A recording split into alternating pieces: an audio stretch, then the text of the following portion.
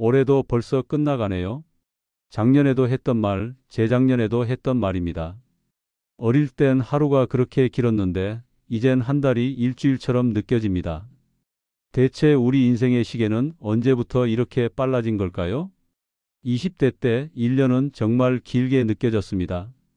봄, 여름, 가을, 겨울, 사계절이 또렷하게 기억나고 각각의 계절마다 무슨 일이 있었는지 선명합니다.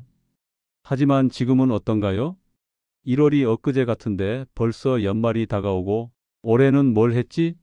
싶은 날들이 많아졌습니다. 이건 단순히 나이가 들어서 그런 게 아닙니다. 우리 뇌와 삶의 구조가 변했기 때문입니다. 오늘은 과학적으로 그리고 심리학적으로 시간이 빨라지는 5가지 이유를 알려드립니다. 첫 번째 이유는 비율의 법칙입니다.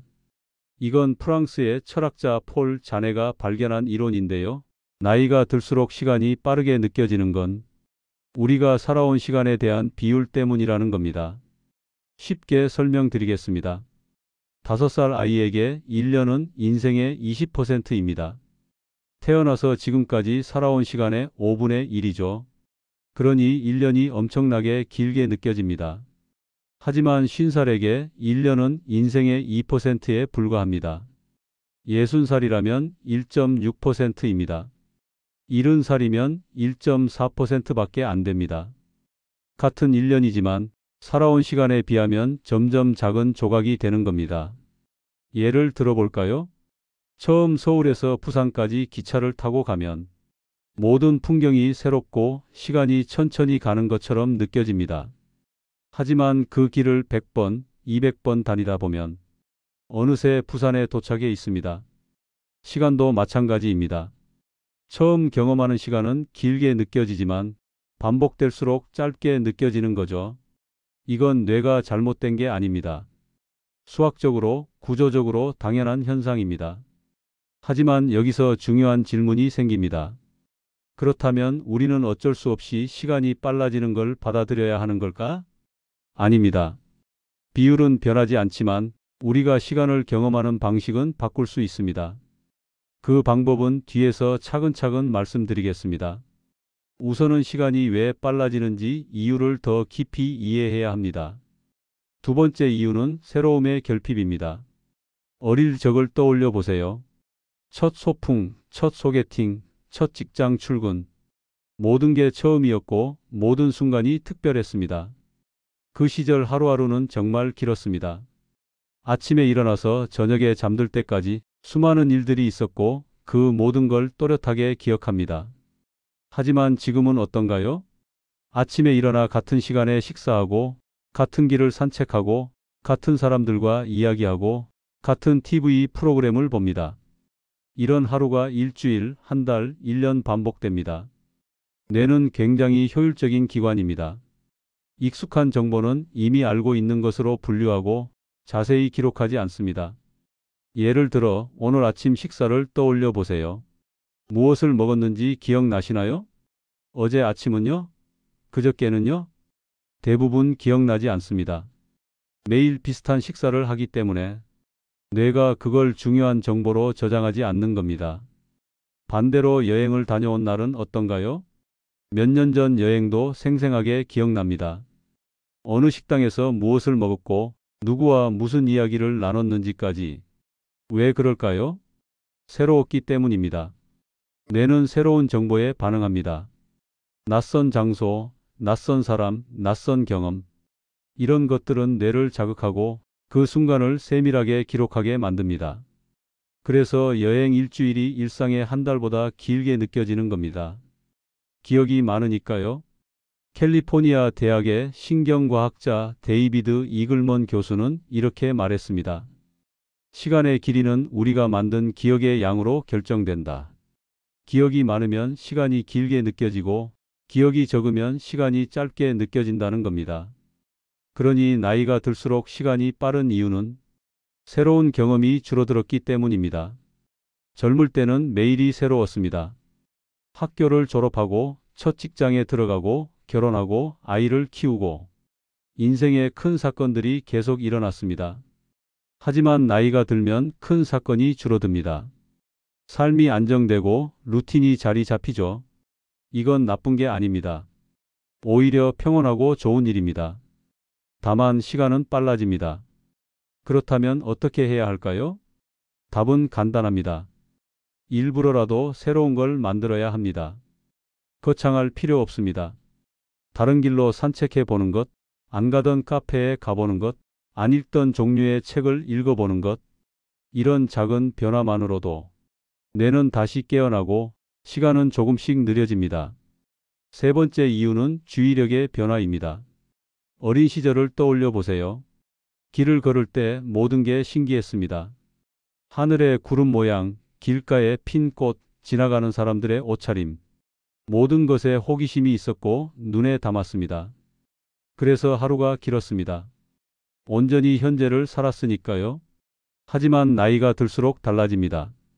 걸으면서도 머릿속은 다른 곳에 있습니다. 점심은 뭘 먹지? 아까 그 사람한테 왜 그렇게 말했을까? 내일 병원 예약 시간이 몇 시였지? 눈은 앞을 보고 있지만 마음은 과거나 미래를 떠돌고 있습니다. 심리학에서는 이를 마인드 원더링, 즉 마음 방황이라고 합니다. 하버드 대학의 매튜 킬링스워스 교수 연구팀이 5,000명을 대상으로 조사한 결과 사람들은 깨어있는 시간의 47%를 지금 하고 있는 일이 아닌 다른 생각을 하며 보낸다고 합니다. 거의 절반의 시간을 현재가 아닌 곳에서 사는 겁니다. 더 흥미로운 건 이렇게 마음이 방황할 때 사람들은 덜 행복하다고 느낀다는 점입니다. 현재에 집중하지 못하니 시간은 그냥 흘러가 버리고 오늘 뭐 했지? 싶은 날들이 쌓입니다. 나이가 들수록 이런 경향이 강해집니다. 왜 그럴까요? 젊을 때는 미래에 대한 기대가 컸습니다. 다음엔 뭘 할까? 어떤 일이 생길까? 미래를 향한 에너지가 넘쳤죠. 하지만 나이가 들면 과거를 돌아보는 시간이 많아집니다. 그때는 좋았는데? 그땐 왜 그랬을까? 물론 회상이 나쁜 건 아닙니다. 과거를 돌아보며 배우고 성장하는 것도 중요합니다. 하지만 과거에만 머물면 현재는 그냥 지나가 버립니다. 명상가들이 자주 하는 말이 있습니다. 과거는 이미 갔고 미래는 아직 오지 않았다. 우리에게 있는 건 오직 지금뿐이다. 진부하게 들릴 수 있지만 이건 시간을 느리게 사는 핵심입니다. 현재에 집중할 때 시간은 다시 또렷해집니다. 식사할 때 음식의 맛에 집중하고, 걸을 때 발의 감촉을 느끼고, 대화할 때 상대의 목소리에 귀 기울이는 것. 이렇게 현재에 온전히 있을 때 하루는 다시 길어집니다. 네 번째 이유는 기억의 압축입니다. 이건 앞에서 말씀드린 새로움의 결핍과도 연결되는데요. 조금 더 구체적으로 들어가 보겠습니다. 우리 뇌는 하루를 사건으로 기억합니다. 아침에 일어난 일, 점심때 만난 사람, 저녁에 본 뉴스. 이런 사건들이 모여서 하루를 만듭니다. 사건이 많으면 하루가 길게 느껴지고 사건이 적으면 하루가 짧게 느껴집니다. 예를 들어볼까요? 출장을 다녀온 하루를 떠올려 보세요. 아침 일찍 기차를 타고 낯선 도시에 도착해서 새로운 사람들을 만나고 회의하고 저녁에 돌아왔습니다. 그 하루는 정말 길게 느껴집니다. 오늘 참 많은 일이 있었네. 쉽죠? 반대로 집에서 TV만 본 하루는 어떤가요? 저녁이 되면 벌써 하루가 갔네? 쉽습니다. 특별한 사건이 없었으니까요. 나이가 들수록 후자의 날들이 많아집니다. 은퇴 후 집에서 보내는 시간이 늘고 만나는 사람도 비슷하고 하는 일도 반복됩니다. 이건 편안하지만 동시에 시간을 빠르게 만듭니다. 독일의 심리학자 마크 위트만은 시간 지각은 기억의 밀도에 달려 있다고 말했습니다. 기억이 촘촘하게 쌓이면 시간이 길게 느껴지고 기억이 성글게 쌓이면 시간이 짧게 느껴진다는 겁니다. 그렇다면 어떻게 기억의 밀도를 높일 수 있을까요? 첫째, 일상에 작은 변화를 주는 겁니다. 매일 같은 시간에 같은 일을 하는 대신 조금씩 달리해 보는 겁니다. 아침 산책 코스를 바꿔보거나 점심 메뉴를 평소와 다르게 해보거나 오후에 새로운 취미를 시도해 보는 것. 이런 작은 변화가 뇌에는 새로운 사건으로 기록됩니다. 둘째, 하루를 기록하는 겁니다. 일기를 쓰거나 사진을 찍거나 간단한 메모라도 남기는 겁니다. 오늘 공원에서 까치를 봤다. 오늘 옛 친구에게 전화했다. 이렇게 기록하면 뇌는 그날을 의미 있는 날로 저장합니다. 실제로 일기를 쓰는 사람들은 그렇지 않은 사람들보다 시간이 더 천천히 간다고 느낀다는 연구 결과가 있습니다. 셋째, 사람을 만나는 겁니다. 사람과의 만남은 예측 불가능합니다. 무슨 이야기가 나올지, 무슨 감정이 일어날지 모릅니다. 그래서 뇌는 깨어있게 되고 그 시간을 또렷하게 기억합니다. 혼자 있는 시간도 소중하지만 사람과의 교류는 시간을 풍부하게 만듭니다. 다섯 번째 이유는 기대와 해상의 균형입니다. 나이가 들면 자연스럽게 미래보다 과거를 더 많이 생각하게 됩니다. 젊을 때는 앞을 봤습니다. 다음 주에 뭐 하지? 내년엔 뭘 해볼까? 미래는 무한한 가능성으로 가득했습니다. 하지만 나이가 들면 그때가 좋았는데 그 시절로 돌아가고 싶네. 과거를 그리워하는 시간이 많아집니다. 이건 자연스러운 일입니다. 살아온 시간이 많으니 돌아볼 기억도 많은 거죠. 하지만 여기에 함정이 있습니다. 과거만 돌아보면 현재는 그냥 통과하는 시간이 되고 미래는 기대가 아닌 불안이 됩니다. 스탠퍼드 대학의 로라 카스텐슨 교수는 시간 지각은 우리가 미래를 어떻게 보느냐와 관련이 깊다고 말했습니다. 미래에 대한 기대가 있으면 시간은 의미 있게 느껴지고 미래에 대한 기대가 없으면 시간은 그냥 흘러가는 것으로 느껴진다는 겁니다.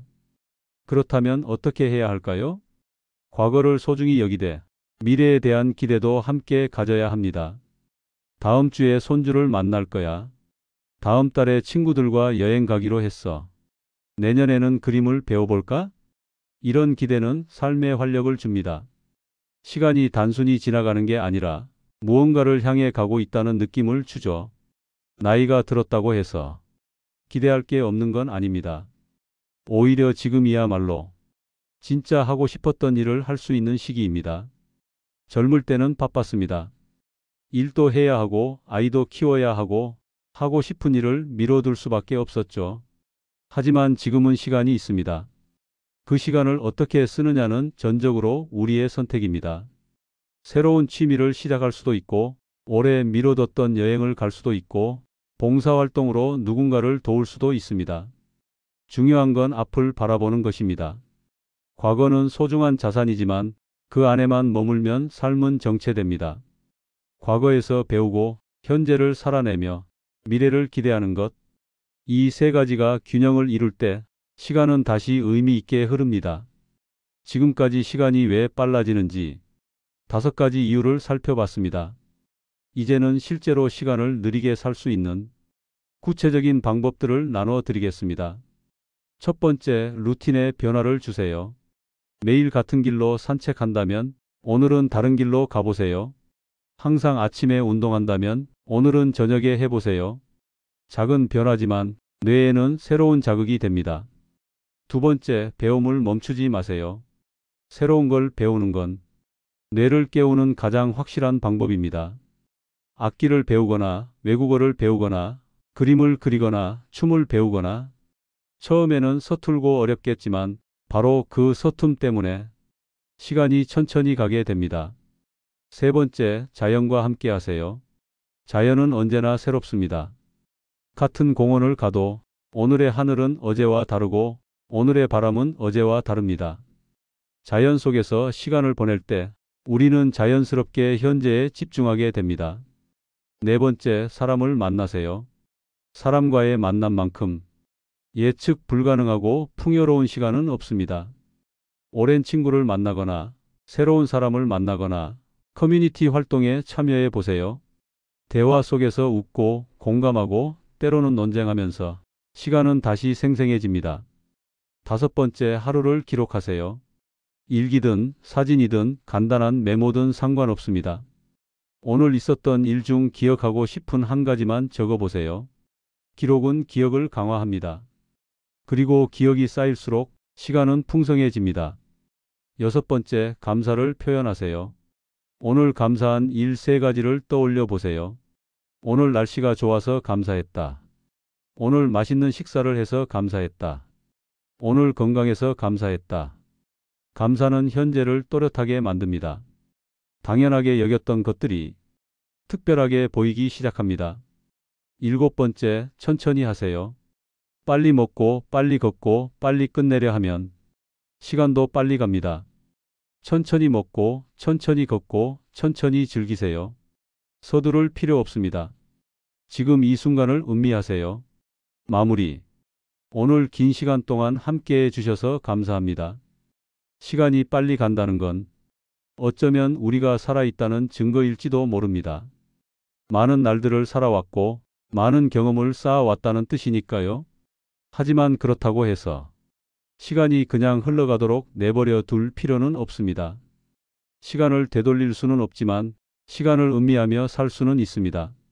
남은 시간이 얼마나 되든 그 시간을 어떻게 채우느냐는 전적으로 우리의 선택입니다. 여러분의 하루하루가 의미 있고 풍요롭게 채워지기를 바랍니다. 건강하시고 행복하시고 오늘보다 내일이 더 따뜻한 하루이기를 진심으로 응원합니다. 함께해 주셔서 감사합니다.